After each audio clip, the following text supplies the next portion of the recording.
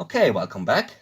After we have set the basics, go down to the video below if you haven't seen it for sharpening. We changed the stone. The last stone we used was a 1000 grit. And I'm now switching to a 3500 stone. I personally think from 1000 grit it's safe to go up to 6000, but every stone manufacturer has different, grit variations. Like what's a 6000 from company A can be already an 8000 from company B. So 8000 ballpark, that's where the maximum jump I think is good. If you want to be safe, go in the 4000 grit range. This is what I'm doing here. Afterwards, we're gonna use a 6000 grit stone. Now, make sure you have the bird, okay? Now we go to the 3500 stone here. And now, very important guys, very important. A lot of people will crush the edge on finer stones. Now you need to use much less pressure. About a third of what you've been using before, maybe even less. It really depends, of course, on how much pressure you were using. But in general, less is more, guys, okay? And we're doing the same motion as before, putting more pressure, but again, very little, as we go away from us.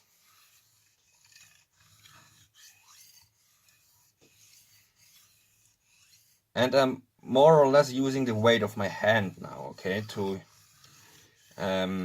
sharpen. We feel again for burr. Now burr is much harder to detect now, but I can clearly feel it. I rotate the stone so it bears evenly. I should have done this before as well. Like, you don't really have to do this, but it's recommended to use, the entirety of your stone as much as possible, so you don't have to lap them that often. Or in the case of these vitrified diamond stones, maybe not at all, because these stones were very slowly. So, where is on the other side? Perfect. How many times you will flip the knife, it's again dependent on your skills, on the heat treat of the knife. I mean, if you feel the burr raising and then just coming off right away again, like that means the heat treat is good usually. Then you can say, okay, 2 times per side is okay. Maybe you have to do more. There again, it's like hard to determine a rule, but I would say minimum is 2 per side. And again, this is one of the reasons I like these stones by Practical Sharpening so much, and I'm not paid to say this, I paid for these, but they make, the burr setting and the whole process very fast. But they are not forgiving stones. Like, these are not stones that forgive you mistakes, but they are very good. So if you're thinking of buying your first set of stones, these I think could be a good investment, but you need to spend quite some time learning how they work. I consider myself a quite experienced sharpener, and I really had to get used to these. I still do actually, as I'm making this video. I have them since yesterday. Used it a couple of hours, but still it's not that common for me to use a stone that is so fast. Now again, after we have done each side twice, if not more pressure than before, we minimize burr.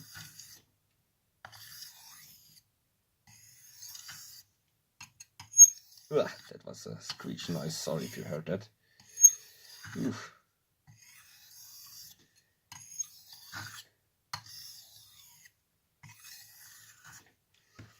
And then again we clean the knife and deburr. Now again, it depends on what kind of deburring compound you use. I use 6 micron, that's still finer than what we are using here with the 3 micron 3500 stone.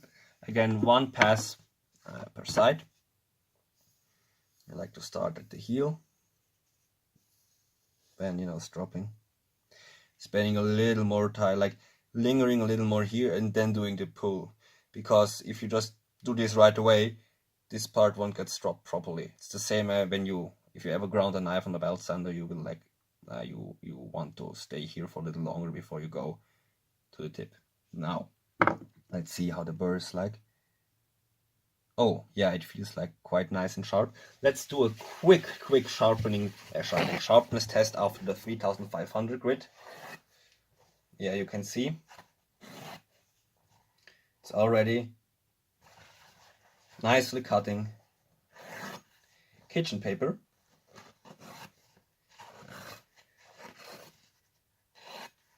That's very cool. Let's see if we can. Oh, do I even have hair left somewhere?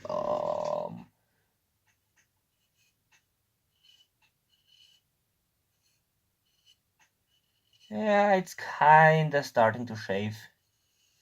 Yeah, it starts to shave, but I have very fine hair. So this was 3500. It's kinda shaving. Like, I mean, I think on most people, like, yeah, on my leg hair is as coarse as I think most people's arm hair. Yeah, here we are shaving, but it's not a good shaving. No, 3500, I wouldn't really call this a finishing stone. Some people like to finish here, but certainly I do not. But it is a coarse edge, like, or coarse, it's not a coarse edge on these stones. 3500 vitrified stone gives a very special edge, actually. Let's call it a medium edge. Some people like that. Let's go a stone higher, 6000 grit. Same game. This is a thirsty one. Make it wet. And I have some water on my table here, I don't want. Okay, same game. Even less pressure, by the way, guys. And more water. Again, a lot of people will crush the edge when they are, sharpening on fine stones. Even less pressure, guys. That's very important. Because if you use too much pressure here, what will happen is the apex or the bevels will, fold over or get even, a little, how should I tell you this? They either get, in the worst case, crushed, bent, or at least weakened. And if you use too much pressure on a coarse stone, of course that's not good as well, but because it's a coarse stone, it will on the next stroke or few strokes cut a new bevel right away or fix the damage you have just done. But on the fine stones, this won't happen. So if you manage to crush your knife, edge, bevel, apex area, whatever, like if you do that on the fine stones, you pretty much require to go back to the coarser stones to fix that. And the sneaky thing is you will not notice if it happens. One of the tricks, however, like one of the methods you can use to check if it has happened is like between every stone, do a quick sharpness test with catalog paper. I don't recommend anything else than catalog paper, maybe kitchen paper, because there will be burr on the edge, and harder standard paper will remove the burr and plow with the burr over the edge, reducing sharpness. I basically just showed you the kitchen paper test before because I wanted to impress you. No, not really. Also, yes, but more like to show you can already get a nice sharpness of a 3500 grit stone.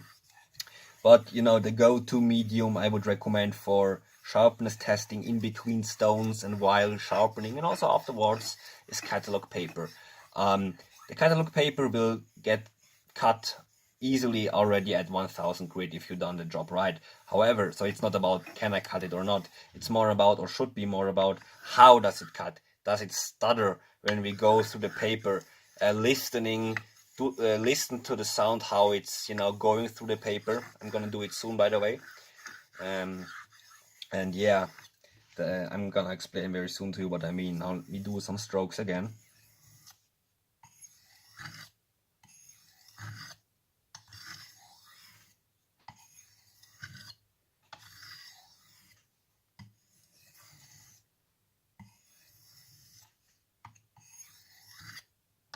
And one heel to tip.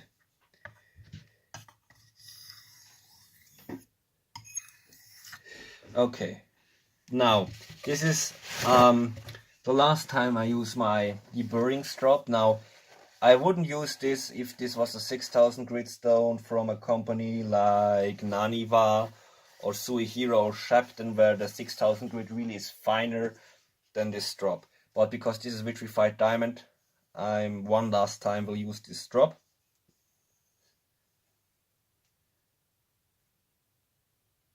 Perfect.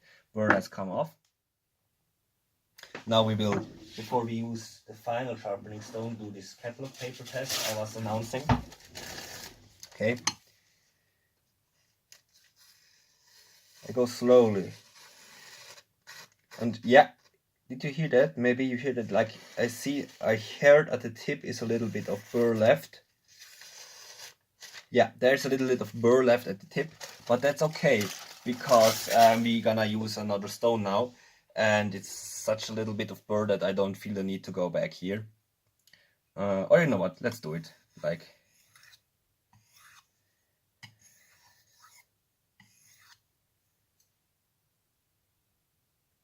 yeah, it has come off. So, final stone. Again, we are sharpening a highly wear resistant steel, so you need something that can cut it. You may gonna be surprised now what I'm gonna use. It's a Belgian cortical stone, a natural stone. These are basically garnets and are capable of cutting through the vanadium carbides in this steel. If you don't have those, like those are very rare in a good quality, even more. So then no worry. Diamond film, like, you know, lapping film is a very good alternative. I do not have like lapping film at the moment in the right grid size that would be adequate. Before stropping this, the last stone before we're going to strop, around 3 micron, something like that, or equivalent is what you should use. Now these, I don't want to go into detail how these, you know, work, because you can use more or less pressure and more less or more or coarse they get. I will just use it as a regular stone.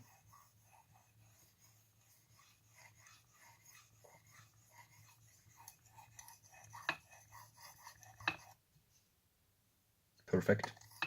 And the Belgian stones, they are really cool. Like, I have a video on them up on YouTube. If you wanna know more about them. I plan to sell these. I have some of them, like at a place where they can cut these, but they are so loaded with work. I hope to sell some of them in summer, but oh yeah, this is like can happen. Hand behind the edge, right? I hope to sell some of these in the summer, but I don't know if this will work out. Like, some of you may be waiting for those already because I have, made a video. I hope they come soon, but I really don't know. And I see already the edge starting to shine.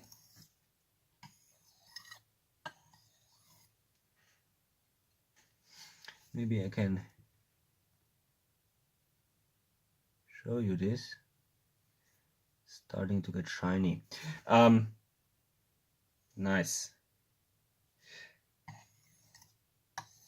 Now again, some spine leading strokes.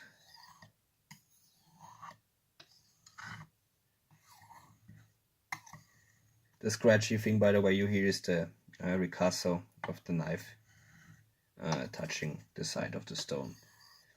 Okay, now I think we can go to stropping. And I will,